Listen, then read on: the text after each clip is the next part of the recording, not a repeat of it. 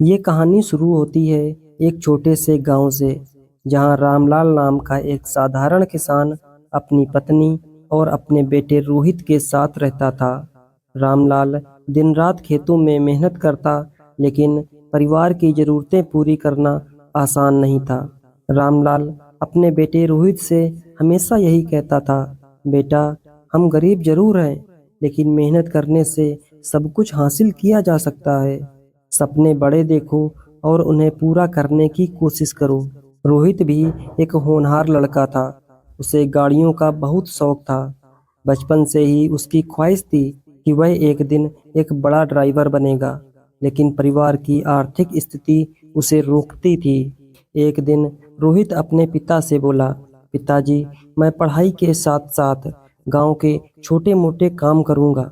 एक दिन मैं बड़ा ड्राइवर बनूंगा और आपको मुझ पर गर्व होगा। रोहित ने दिन रात मेहनत की। सुबह पढ़ाई करता, दोपहर में रामलाल की मदद करता और शाम को गांव में किराए की गाड़ी चलाने लगा। धीरे धीरे उसने ड्राइविंग में निपुणता हासिल कर ली। एक दिन रामलाल अपने बेटे रोहित से बोला, बेटा, मैं जानता था कि तेरा सपना बहुत बड़ा है। बस अपने रास्ते पर डटे रहना। मेहनत कभी बेकार नहीं जाती। कुछ समय बाद रोहित को शहर में एक कंपनी में ड्राइविंग की नौकरी मिल गई। पहली तनख्वाह लेकर जब वो गांव लौटा, तो रामलाल की आंखों में खुशी के आंसू भर गए।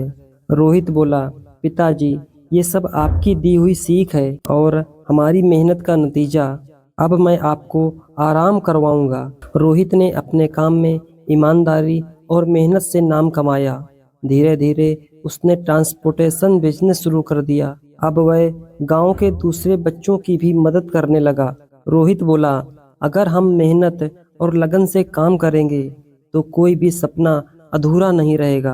रामलाल अपने बेटे की सफलता देखकर गर्व से कहता था, आज मेरी मेहनत सफल हो गई। आज रोहित अपने पिता के सपनों को साकार कर रहा है और गांव का नाम रोशन कर रहा है। दोस्तों, ये थी एक किसान और उसके चालाक पुत्र की कहानी।